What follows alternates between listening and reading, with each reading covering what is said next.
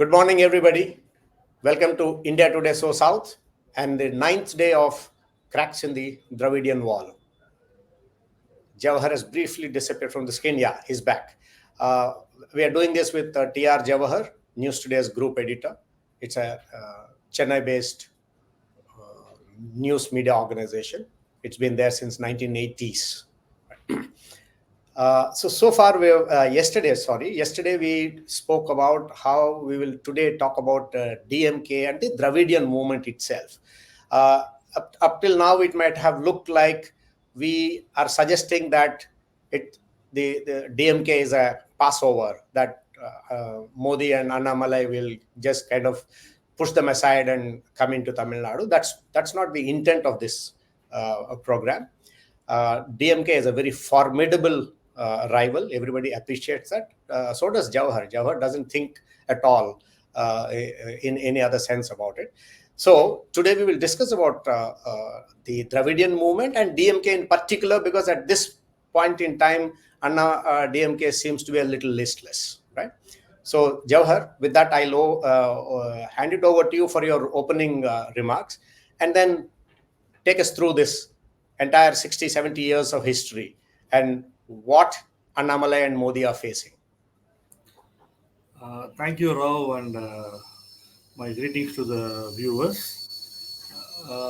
The core credo in war and sports and politics is that never underestimate your opponent. Particularly in politics, it is not just about the opponents, but it is also about the people. You can never underestimate the people also. Many leaders who have done that, many leaders who are in full overconfidence, they have talked about, winning, they have fallen flat. Particularly Tamil Nadu has been a quicksand and a tripping place for many leaders. Kamaraj, for one, I must say, that in the 1967 elections, he said, Paduthukonde Jaipen. I mean, he said, I will win lying down. In fact, he was lying down because of an accident. He couldn't campaign. But he said, Paduthukonde Jaipen, I will win lying down. But he lost to a student leader by about 1,500 votes, P. Srinivasan of the DMK. So that is the kind of giant killers who have all been in Tamil Nadu. Karnanidhi himself won narrowly in Anna Nagar with just 699 votes. Jayalalitha lost in the 1996 elections. So big people have tripped here.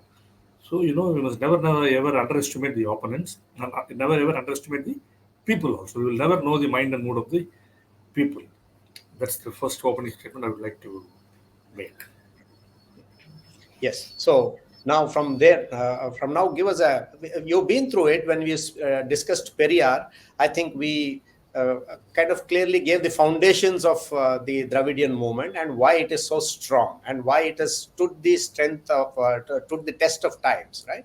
But I think since we are now talking particularly about the Dravidian ideology and how solid it is, I think it's worth going back a bit, especially for readers who might not have seen our first two episodes. So please take us through this entire Dravidian history.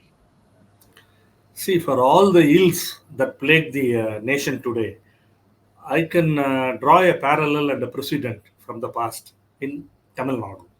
So when you say secession and separatism, Dravida Nadu as a separate nation from the rest of India was in vogue in the minds of the Justice Party, in the Dravidian parties, long before Jinnah came up with the catastrophic two-nation theory. Language chauvinism reigned here when Thackeray was just a ball or was not even born. Our NTR, your home state's NT Ramarao, took a leaf out of MGR's filmy script. Even Ronald Reagan of Hollywood went to White House after MGR came to our Fort St. George. The palace coup of Janaki MGR preceded the cattle shed coup of Robbery Devi by more than 10 years. Since then, so many spouses and wives have tried to take over when the husbands are either die or they are arrested. No, this has been, but we are the pioneers for all that here in Tamil Nadu. Very Now, well said. yeah, when we talk about egos, the vanity has been at the vanguard of the ego parade of most of these leaders. Today, we see it on the national level also, but Tamil Nadu is a pioneer on that account also. Once again, going back to movies, every star worth this the thick skin deep makeup thinks that the Hollywood is the sure way to Kotai, meaning fort. So that is the kind of thought that prevails here even today, since Vijay has now coming. So we are pioneers in that also. The Aryan invasion theory is a historical humbug, but the Dravidian invasion of Delhi was I enacted real time. Most of the scams that have happened in the country cannot hold a candle to the 2G scams that the our Rajas and the Prajas, DMK people have done here. And dynastic politics of the Congress was fine tuned and found fruition in the down south in Tamil Nadu. Here, from tea shops to television channels, politicians own most institutions, commercial commerce, associations, and all that. Yeah. Filmdom is the natural habitat. They are producers, they are patrons, they are protectors, and they even sometimes play panchayats with the filmy dispute. So Tamil Nadu is a pioneer for whatever you think. This resort politics. When these days, whenever there is a split verdict in many of the assembly polls or even the national polls, the MLAs or MPs are taken to resort. But this happened 40, 50 years back in Tamil Nadu. This resort politics was the pioneer. And this fast politics. MGR did a fast for rice procurement in the early 80s. Jayalalitha went on a fast on the beach for Kaveri water. Karnanidhi went on a fast for the Sri Lankan Tamil issue when, his own regime, when he was in power at the center, but he did a double game in typical style. He went on a fast on the beach again. But that was the fastest fast you can ever see. He started right after breakfast, and the fast was broke up before lunch break. So it was the fastest fast. Still, it counted as a fast. So we are there everywhere. So nothing that happens in the nation today is going to upset me today because we have seen everything. We are pioneers. You've seen everything. Tamil Nadu, in fact, set every ball rolling, right? Yes, yes, yes. Every aspect of politics. But brilliantly put, Jawahar. I've never seen Tamil Nadu politics in the context that you have just explained. I think it is very, very deeply insightful, right? Thanks for that. And now, so shall we go here on? Shall we go personality by personality? Let's say take Periyar and how he infused this Dravidian roots into Tamil Nadu. See, though I have said all this in a lighter vein, is actually I'm saying it with great pain. Actually, and when I say pain, you are showing Periyar, which is who's the root of that pain for me. It's very coincidental, or probably poetic justice, or scriptwriters justice, as we call in Tamil Nadu. His seeds are everywhere. Though he himself is not relevant, his seeds are everywhere, sprouting over Tamil Nadu even today. Now, let me go to some history, which is also relevant today. A couple of viewers and readers also have told me that the DMK came to power in 1967 only because of an alliance with Rajaji's Swarajya party and also Maposi's party. I would like to make a small correction here. Technically, they are right. DMK went with alliance with Swarajya party, but that was more a tactical alliance that Annadurai, brought about, rather than an arithmetic alliance, because Swarajya party did not have the kind of numbers that were there. Many people in the DMK objected to this, but see, DMK by the time had gained an image as an anti-Brahmin party. Now, Rajaji was the tallest Brahmin leader in Tamil Nadu, and he had an inherent antagonism and hatred for comrades who was from the Congress. So, Annadurai very cleverly used this. Apart from, Bhaktavajalam government's corruption, inept governance, price rise and all that, he roped in Rajagopalachari to the extent that, and tried to swing the Brahmin votes in his favor. So that happened. A very famous quote of Rajagopalachari is that he told all Brahmins to hold their sacred thread, what you call Poonal, firmly, and then vote for the DMK and vote for the Muslim League. He said, Muslim League and DMK are like my two children. That is the extent to which Rajaji went in his hatred for Kamaraj and the Okay. Congress at that time. So these are some of the signposts that are important in bringing the DMK to power. But the real reason the DMK came to power, one of the real reasons the DMK came to power in 1967 was MGR. 1 month before the election, MGR was shot in the head by M.R. Radha. You must have heard about that. There were posters all over Tamil Nadu showing MGR with bandage around his neck, and then without even going for a single campaign, MGR won from St. Thomas Mount. DMK swept the polls, and Annadurai openly credited and for MGR for clinching the popular vote in favor of the DMK. And TN is a pioneer here also. The phrase sympathy vote today, which we talk of much, it happened in TN first. And MGR won again from US hospital. He was not even here. He won from US hospital from a hospital bed. The sympathy vote factor. This is also very new to politics, and we are the pioneers for that. And let me come forward again. Now, once the DMK came to power in 1967, as I have frequently said, Congress abdicated in 1971. DMK won, and then MGR. When MGR broke away, then it was between MGR and DMK.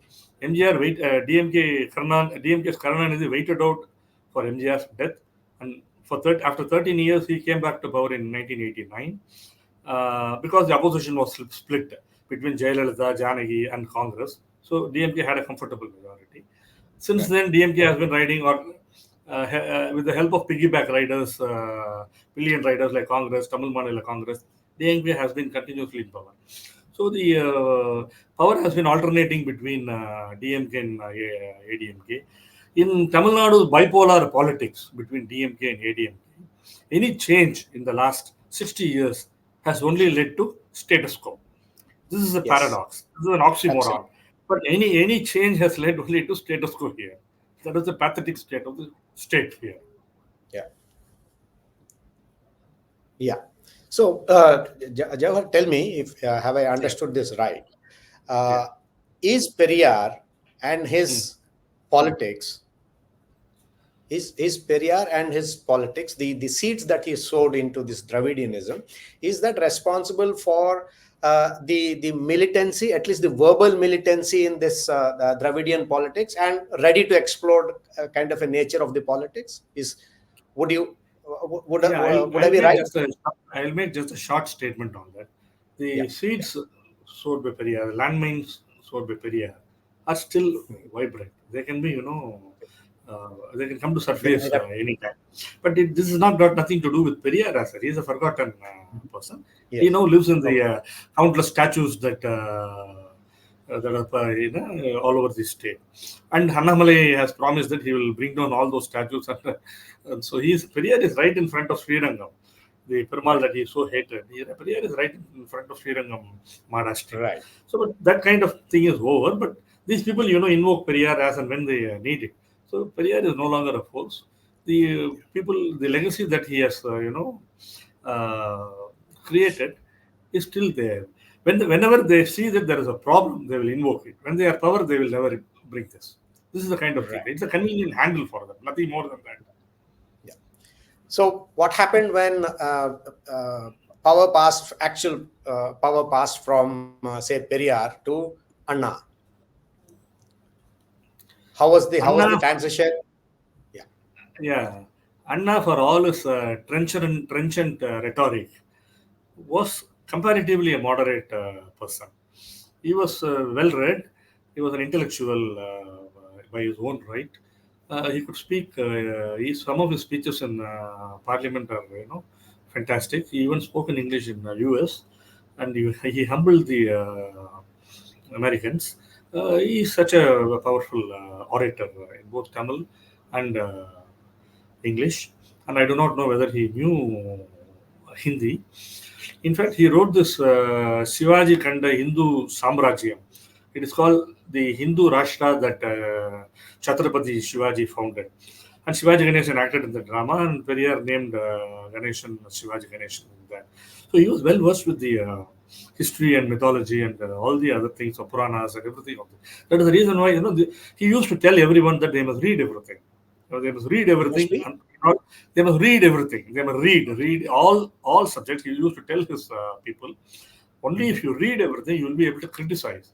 So he used to encourage that kind of a political education, And even before in 1967, BJP, DMK came to power, the DMK cadres and DMK leaders from various hierarchy, they were told how to see files. It was like a shadow cabinet that we see in the British uh, political system today. So he used to teach them how to see files, what are the issues that have to be noted. And he used to, coach them on all that. So Anna was that kind of leader from the front. So it is not that I am speaking high of Anna or anything. He was also a Dravidian leader who did his big damage to the uh, Tamil Nadu. But having said that, his damage was limited because he was there only for 2 years since he became Had chief health minister. problems. I always used to wonder, had he been here longer, maybe he was a softer version of the Dravidian Periyarian woman. Karunanidhi was a more violent version of and a more cunning version of the Dravidian legacy. So we'll move on to MGR and Jayalalitha as we and Karunanidhi. So can I just once ask you? Yeah, correct. So here from Anna, why did the transition happen to Karunanidhi as the natural heir of the Dravidian movement rather than MGR, who was such a big factor in the victory in 1967?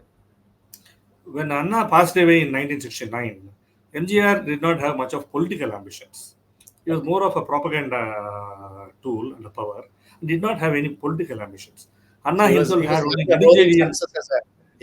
Anna only had only Nedunchezhiyan in mind as his successor. He was not very much in favor of Karunanidhi. But when Anna passed away in 1969, it was with MGR's support that Karunanidhi became chief minister.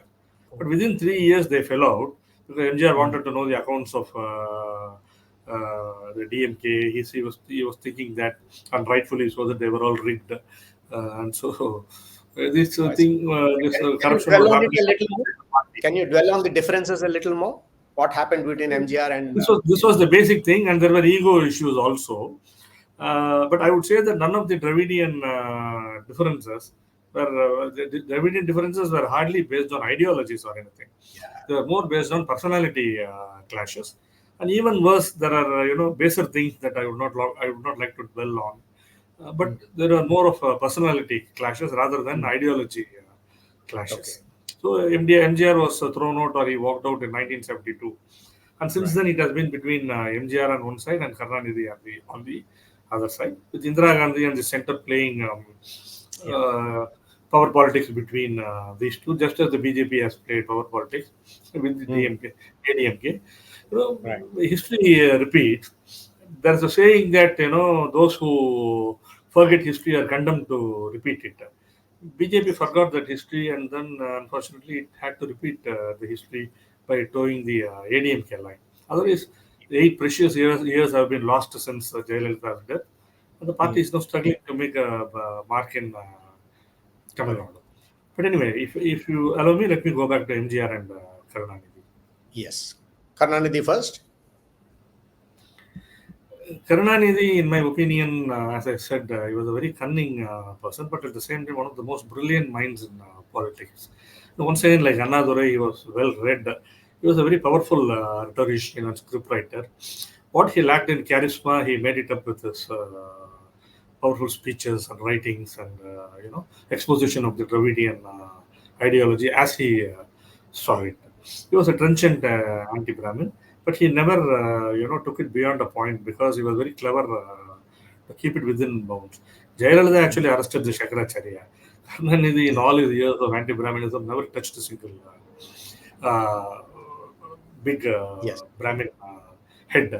For all, to the end of his life, another Karunanidhi was, a big fan of Saint Ramanuja.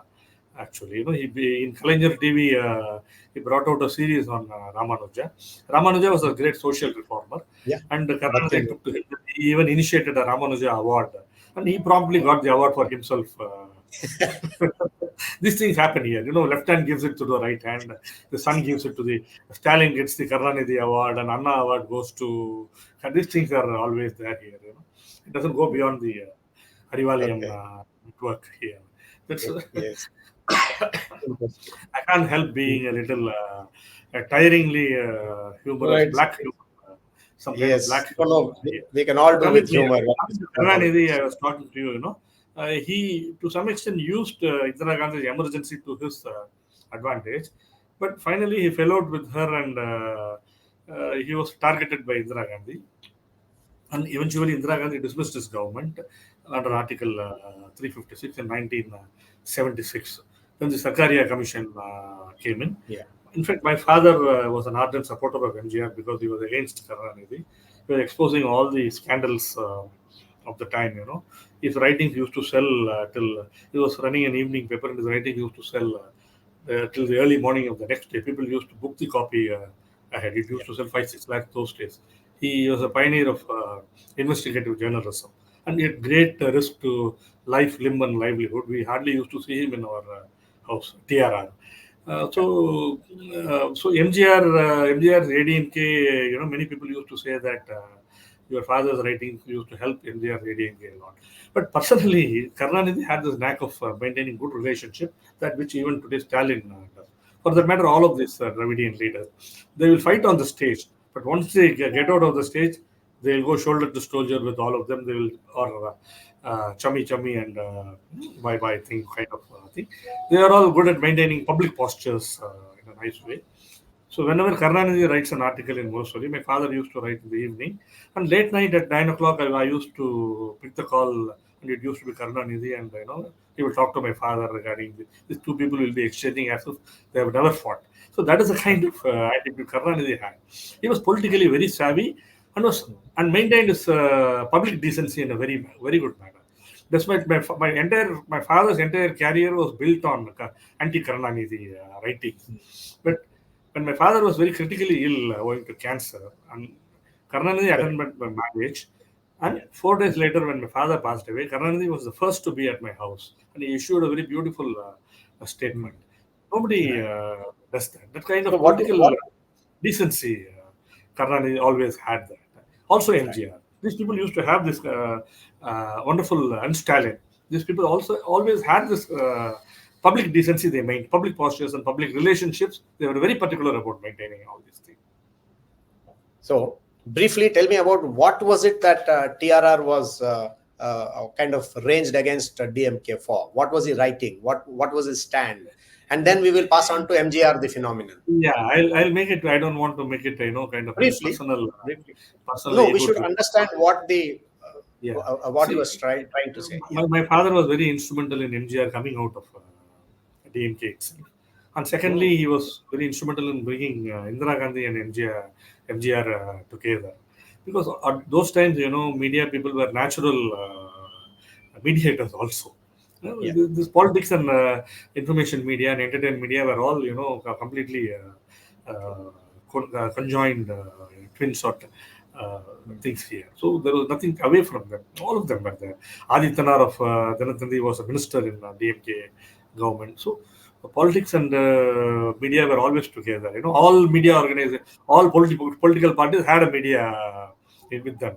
So So today they have TV channels. So TRR took on DMK for corruption. TRR took on mm, DMK for corruption. He wrote many articles continuously. He was writing on a daily basis. One popular series I remember was Alibaba and 400 Thieves. One popular 40 with centering on correct. Karunanidhi and all his scandals, Right. Arsi Vera Okay. Udal, Rice Vera Udal, Chakra. There was corruption in every aspect, and my father was constantly exposing them. He had very wide contacts everywhere, so he was constantly exposing them, and it helped MGR a lot at that time. In fact, at one point, MGR called TRR's writing as Konar Notes. Konar Notes means it is a Tamil guide, for grammar guide. Nice. So he used to Okay. say that all ADMK people should read TRR because his writings are like the Konar notes Like for. the Renan Uh, Martin of English grammar. yeah. That kind of writing was there. Okay. Let us end the TRR and MGR relationship at that Yes. level. Now come to MGR. MGR Yes. was the undefeated hero both in politics as well as in cinema. First in cinema and politics. Mhm. It is very Mhm. uncanny, from the early movie, Malaikallan in 1954. There is a song, Ethane Kalam Dhan Ematruvar in the Natile, which means how long are they going to keep taking the people for a ride? Fooling. That is a cult movie and a cult song sung by T.M. Soundararajan. That song took him to a very great level. That was like a whole manifesto. And the other movie was Which Nadodi year was Mannan. this? Which year was This this? was in Karnataka 1954. was Malikalam was in 1954. MGR came to power 25 years later in 1978, 77. But it was as if the MGR whole thing was scripted by God or scripted. It was a divine script. His rise to the court, to the fort, was some kind of a miraculous ride. It is very difficult for anyone to fathom that this man planned it all out, but he didn't actually. He had people behind him. That was his greatest advantage. There is a Thirukkural which says that தோன்றில் புகழோடு தோன்றுக அஃதலில் தோன்றலில் தோன்றாமை நன்று. To put it very in a nutshell, you have to be born with fame. Otherwise, you should not be born at all. This aptly fits MGR. He was born with fame. This is something I think I am apt to, whenever I think of MGR, I am apt to believe in theories of karma and God and divinity because there were hardly other redeeming features in him as an actor. He was basically a good actor, an average actor, but beyond that, he was not. All his movies were the same. Script never changed.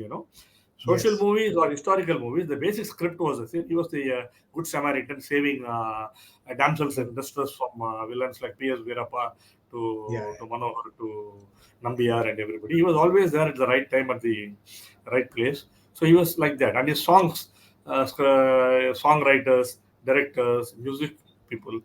But you and I know very well that I would put the T.M. Soundarajan as a chariot on which MGR's fame rode, actually.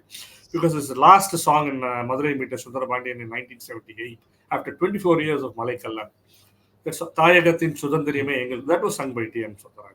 That put him in the fort, actually. In between, there was a movie called Nadodi Mannan. The script was written by Kannadasan.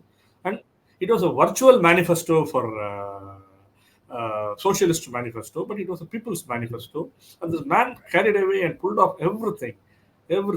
He was called minimum guarantee Ramachandran. Any money you put on him, you get it back. Now we talk of Modi guarantee. Yeah. Now we talk of Modi. See, as I said, everything we have it in the past. We talk of Modi guarantee today. I am familiar with minimum guarantee Ramachandran, both in cinema as well as in politics. MGR remained undefeated in politics. He was minimum guarantee even in politics also.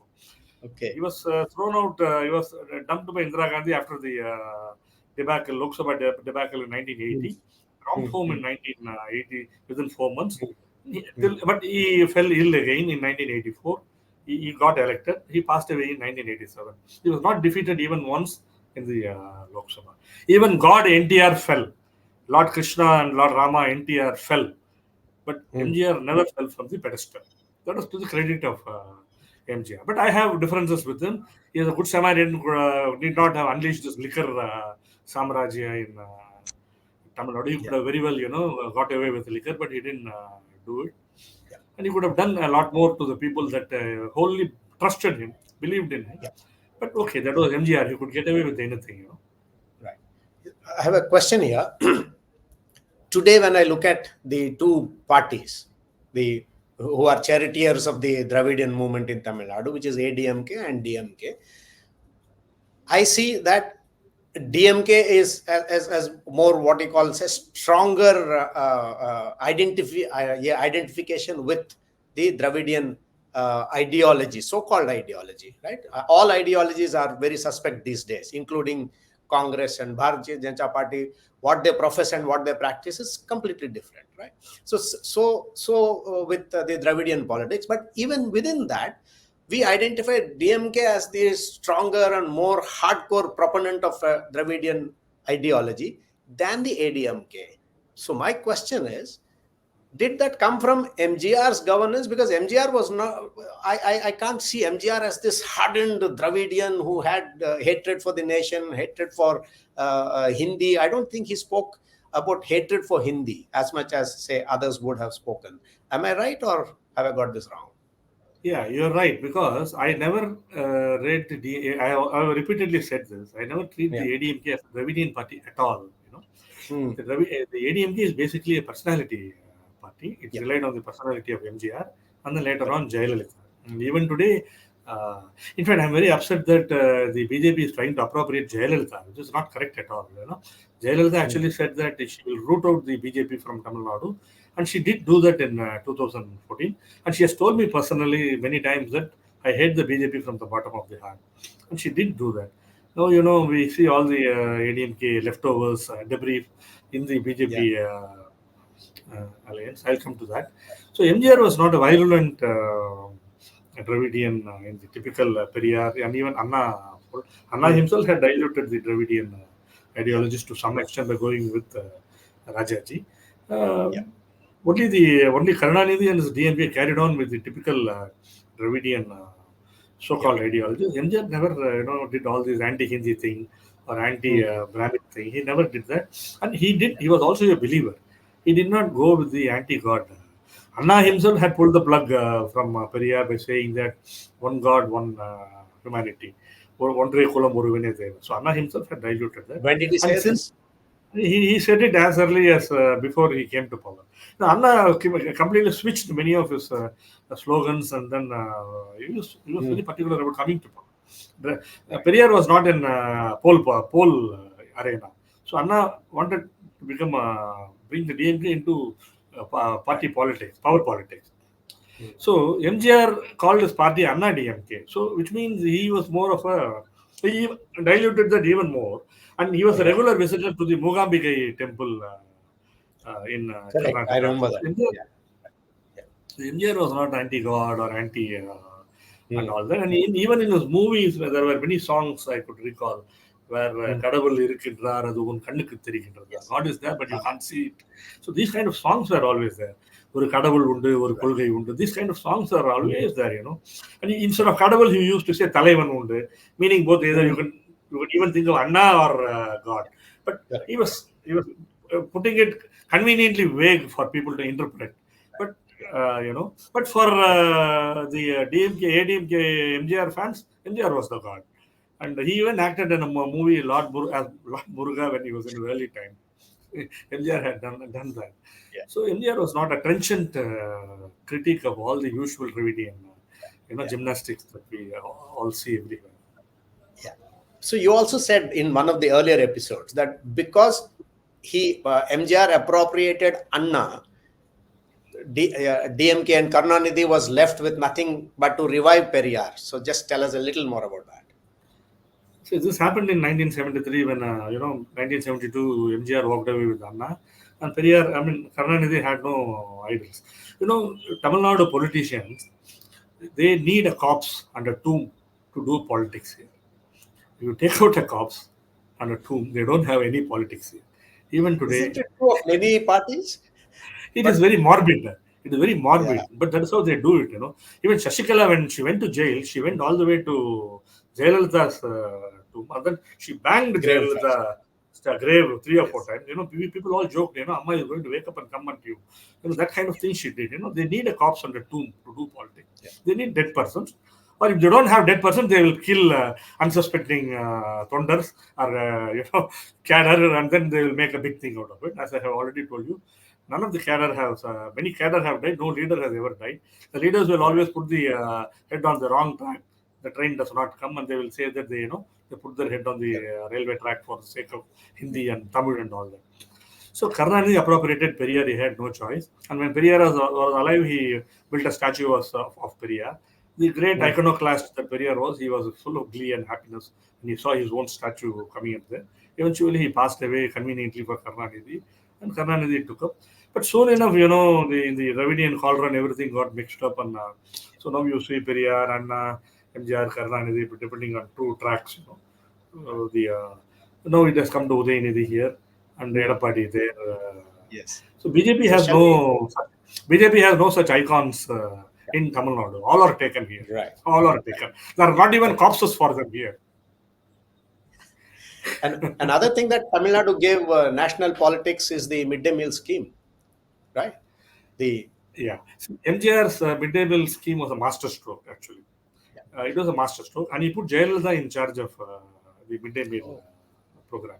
But originally, it was It was Kamaraj's brainchild. He brought the midday meal scheme, but but it was suspended for whatever reason, and then MGR revived it and made it a massive affair. Yeah. Even today, it is on somewhere, I think, but not in a big way. But during the 80s, it brought MGR phenomenal name and fame. He was he became a he was already a cult figure. So there is no more heights that which MGR can go. True. So the midday meal scheme was a big hit, and Jayalalitha, as the head of the midday, he was given in charge of the midday meal scheme, was able to gain much traction from that. She was called the Kolgai Parapuchailalar, Kopache, the whatever Kolgai was there with the ADMK. The only Kolgai with the ADMK was MGR. So she was to spread the MGR. Just as we speak of brand Modi today, we saw it there. Right. Yeah. True. It was So brand then, MGR. how did they, when the baton passed to Jayalalitha after quite turmoil? So how did Jayalalitha contribute to the Dravidian movement, or however you see it?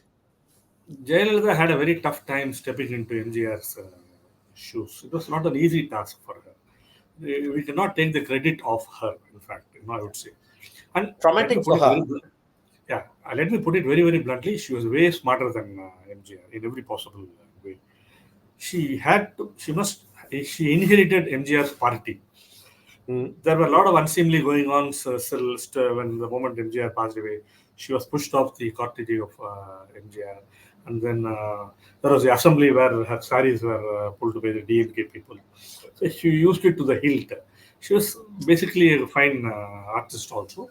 And she drove home drew maximum mileage from these kind of events. And in 1991, she aligned after Rajiv Gandhi's untimely and unseemly assassination. And ADMK and Congress came to had an alliance. Jayalalitha romped home with a good majority in 1991. And the first file that she signed was prohibition.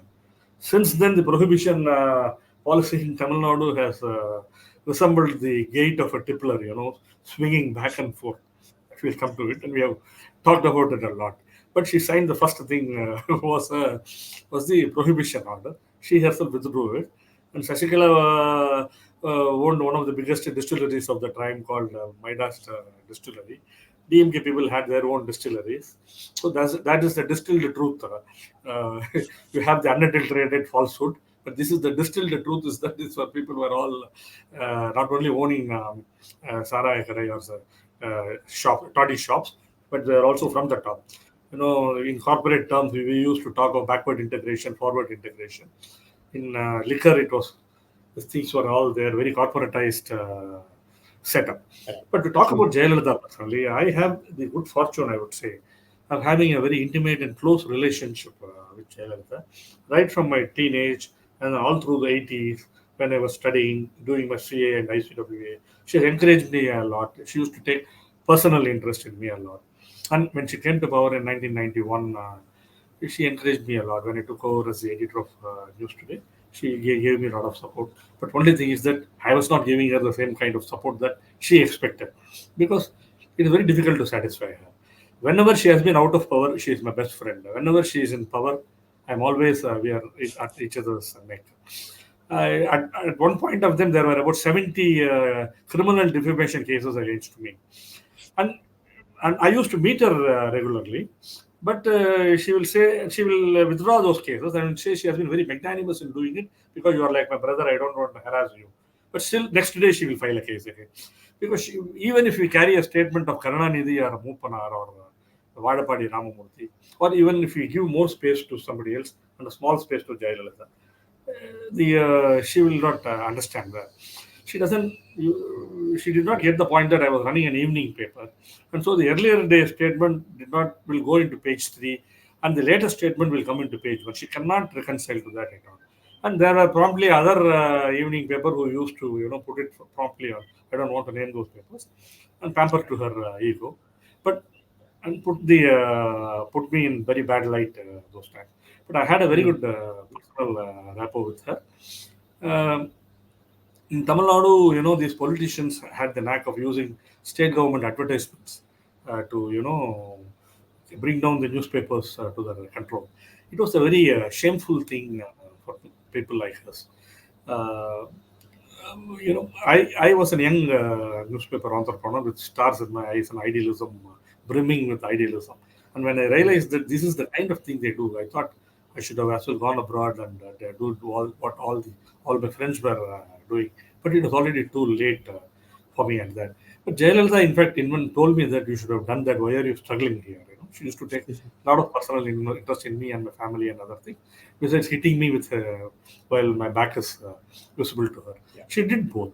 She did both for me. Let me complete one thing. As a leader, she's the most misunderstood person in Tamil Nadu politics, national politics. People think she's arrogant. I would say that she was very upfront, forthcoming. She was very, as I said yesterday, being assertive is not arrogance. And people, even today, cannot tolerate a woman politician, woman leader in any industry. So it is immediately taken as arrogance. It is immediately taken as arrogance. So Jayalalitha always used to tell me that this is a misogynist man's world, and I have to, go several steps up to, bring to stay. She was always a lonely person. Insecurity was her permanent companion, a looming shadow over her. She was a lonely lass, she was a lonely lady, and a lonely leader all through. And people with her were not for her, actually. They all tried to exploit her. I always had the sympathy for her all through my life. That is why, she hated, she did not actually hate men, but she was always suspicious of men. So that is the reason why, she gave the unkindest cut to mankind, These people were always floored, Stung. floored by her, They would have gone deeper had the earth not come in the way. They would have gone deeper. But they were floored by her always. Yeah. So how deeply Dravidian was her DNA, Jayalalitha? Even What did she Jayalalitha? have to do with it? Yeah. Yes, nothing to do with Dravidian ideology. Nothing to do with her ideology. As I said some time back, she's a Yeah. spoof and proof of Periyar's stale pudding. She's a woman, and Correct. if you, yeah, she's a woman who broke the men's stranglehold on politics. She's a Brahmin woman at that. So these people's idea of social justice fell flat, And Veeramani was one of the persons who was always on as a doormat in her house. True. So that is all. That is the end of when Veeramani does that. That is the end of Periyar's legacy. Was Yeah. falling flat on her. She was very religious. Whenever something befalls Amma, you can see droves of Dravidian people at all temples. And Right. something, there is one more first in Tamil Nadu. Jayalalitha was elected 4 times as chief minister, but she was chief minister for 6 times. Twice because she was thrown out by the court, and she came back after the cases were reversed. So every time, it was O Pannirselvam who took over as chief minister. And once, in the governor's Raj Bhavan, it was a low-key affair because they cannot make it a big thing. When Amma was, on bail, how can you make a big thing of a swearing-in ceremony? And these people were all, while swearing, these people were all crying. All these ministers, while taking the oath of office, they were all crying. It was the biggest joke in the media. That was the kind of thing they do. So, O Pannirselvam was very embarrassed whenever people used to call him CM. So now they have to create something for Amma. So they called her Makkal Mudalvar. So OPS was CM and Jayalalitha was People's CM. So one step above. So these kind of innovations happened in Tamil Nadu. You name one thing like that in whole of the rest of India or the rest of the world, I can't think of anything. Not in history, not in geography. No way. So then, quickly to Stalin, the Yeah. incumbent chief minister. Yeah. Tell us about him. Yeah. I'm really guilty that I have been saying very nasty things about the present day politics of DMK vis-a-vis Stalin and his son Udayanithi, because Stalin is such a good friend of mine, and he has come to virtually all our family functions.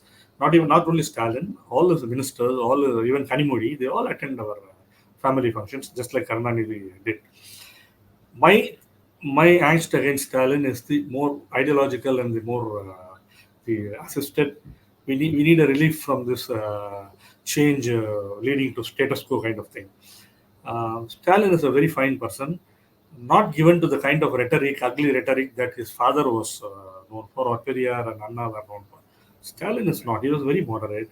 But this time, particularly in the last few couple of years, he is very, very aggressive, and it is good. One thing I admire about him is that he's a very hard worker. He's a very, very hard worker.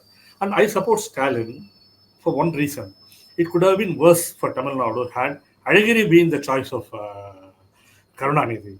So Stalin for me is kind of a godsend when compared to Alagiri, this Anjan thing. That man would have completely destroyed Tamil Nadu. Stalin was the best bet for at that time for DMK as well as for Tamil Nadu. He should have become chief minister in 2016 years itself. But Karunanidhi at the age of 85 still thought he had a future with more years behind him, less years ahead of him. He thought he should have put Stalin in the front. So the biggest problem and biggest competitor for Stalin has always been Karunanidhi, more than even Alagiri. And he was the spoil sport in 2016. In fact, at that election, in 2016 election, there were three main contenders for chief ministership. One was Jayalalitha, one was Karunanidhi, and one was Vijaykanth. One has all were sick. I wrote an article, the real illusion, ill within quotes. One had to be pushed around, one had to be propped up, and the other had to be prompted. Stalin was very fit. He was in fine fit, but unfortunately, Jayalalitha won, and she passed away within 4 months, as I expected. Tamil Nadu has the dubious distinction of having three chief ministers dying in harness: Annadurai, MGR, and Jayalalitha. Yeah. You can add that one more pioneering thing from the state to the list of litanies that I have already, Right. So we will come to the present. We'll come to the present fight. Stalin. Yeah, that's what I want to get you. Now we know what a formidable force this is, right? But still, what are the chinks in this formidable force, as you see it, and where BJP can actually kind of try to widen the cracks? I feel that the time is very narrow now. Time is too short for all that. Stalin, personally, and as a party, his DMK as a party, is a very formidable setup with a very well fine-tuned cadre base and a voter base. When it comes to the last minute last time reach to the voters, nobody can beat the DMK, or for that matter, even ADMK, in mobilizing and motivating and bringing the cadre to the voting booth. I'll quote an example from yesterday. The BJP had brought out a full-page ad in all the newspapers, even in Tamil, quoting 100 points from Stalin's DMK's manifesto, and asked, "What have you done about that?" Within a couple of hours, the DMK propaganda machinery had come up with answers for all these things, right or wrong. You can debate, or you can you can object, agree or object. But they had come out immediately with all this kind of thing. No, BJP does not have that kind of reaction capacity here. It is fully dependent on Annamalai. The party does not have any seniors. It could be to the benefit of Annamalai, but it is definitely working against the BJP now, because it does not have the time frame to act on all those things. Now, once again, you have this India bloc kind of thing here. It is a very usual assortment of parties which have no ideological connect between themselves. But of all the India bloc leaders, Stalin is the only leader who is taking the fight back into the Modi camp. Right or wrong, I'm saying. I'm not supporting, or I'm not saying that he's wrong or right. I'm only saying that he's not taking on Annamalai. The last few days, if you see, his target is Modi, because he knows that this is a national election, and he's taking the anti-Modi campaign to the people. He realizes that the Modi brand is going to the people, and he's now targeting Modi. He's the only India bloc leader who is now making a very bold and very aggressive and pointed campaign against the BJP, not only in Tamil Nadu, but he doesn't speak English much. Rahul Gandhi came for a day here and made a comic think of himself. He went jumped over the compound wall, bought sweets for Stalin, and this kind of boyish things he was doing. But Stalin goes about with people said that Stalin was very ill, he could not go on campaign and all that. He has put all this kind of speculation to naught. He is very fit. He addresses at least 3 or 4 meetings every day. He walks the talk. He walks the streets of Tamil Nadu every day. He is everywhere. So I think he is not a force to be, written off. And the DMK, has realized that there has been some dent made by the BJP because of the anti-incumbency factor, and both ADMK and BJP are making some headway in some of their constituencies themselves. They have got probably the reports from their own, intelligence, state intelligence bureau or something. The last 3 days, they have gone out of the way to address this kind of plug all these kind of loopholes, and they're spreading money around, manpower around. They have told all their district secretaries. They have a beautiful network all over. There are about 12,000 revenue villages in Tamil Nadu, and every revenue village has a certain amount of sub village here. They have got a setup in every small sub village, DMK and ADMK. That kind of organizational machinery BJP does not simply have. So when push comes to shove in the election, this is going to matter. So another first for Tamil Nadu. We now famously talk about Modi and Amit Shah's Panna Pramukhs and how they have kind of marked every booth with Panna Pramukhs, and each booth has a list and all that. This has been happening in Tamil Nadu for as long as we know, right? Especially DMK and ADMK. Yeah. See, the familiarity is the first factor. They have been here for the last 60, 70 years. So they don't need any visual introduction or visual familiarity to the people. True. But Modi's face itself, though it was there, Modi's has to be taken to the people. Annamalai, once again, is a new leader on the block. So he has also to make he has a lot of time to make up for. So this gap is showing now. So trust the DMK to give this do or die battle a complete drive. And I will never write up the DMK because that party is known for its staying power. That party is known for its last minute thrust in every booth from bottoms up. So that is kind. So BJP to get into Tamil Nadu, it's a long haul, as I have always been saying that. So any setback in the present, even if they were to end up third, he's talking about coming second, but don't underestimate the ADMK also. They are also good in booth management. The tool symbol is there. So though it is a fight between DMK and BJP, don't underestimate the ADMK also and the people also. So BJP has a long haul, so they must not be discouraged by this particular elections and go for the jugular in the 2026 election. So we've been saying Modi Malai. What we are saying is Modi Malai itself has a mountain to climb in Tamil Nadu, right? So great 50 minutes now, Jawahar. I think it was one of the episodes where you gave us a great dip into history of Tamil Nadu politics, and you put it in the national and international context, right?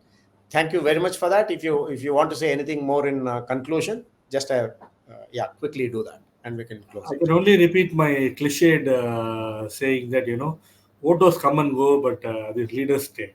That is one thing. The second thing is that any change has led only to status quo in Tamil Nadu. I'm one of these people, whose life and the entire generation have gone to this Tamil Nadu, and I'm eager to see. I have miles to go before I sleep, they say, but before I sleep, I would like to see a change happening in Tamil Nadu. The fight can be in future. Yeah, real change. The fight could be between DMK and BJP, but it is better if there is a national party and a regional party in fight. And I am very, very angry with the BJP for not taking up the initiative the moment Jayalalitha passed away. The lady was bent on ensuring that the DMK and the BJP never made a mark here, but she quit. She went to meet the maker.